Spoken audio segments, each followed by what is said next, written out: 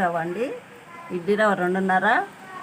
ఒకటి పప్పు పోసిన, పప్పు పోసి పప్పు గ్రైండర్ పెట్టేటప్పుడు నానబెట్టి పప్పు గ్రైండర్ పెట్టేటప్పుడు పచ్చి కొబ్బరి ఒక ముక్క మొత్తం వేసినండి.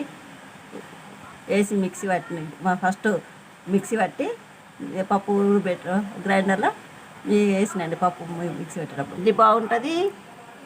దోశ బాగుంటుందండి.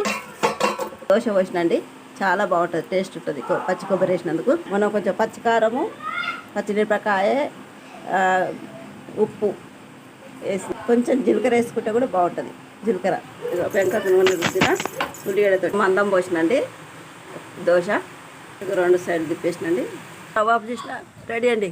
ఈ కొబ్బరి పొడి, పచ్చిమిరపకాయలు మిక్సీ వేయించలేదు, పచ్చిమిరపకాయలు, కొబ్బరి, జీలకర్ర వేయించింది, ఎల్లిపాయలు, ఉప్పు వేసి మిక్సీ పట్టిన, నీళ్ళు వేయకుండా మిక్సీ పట్టి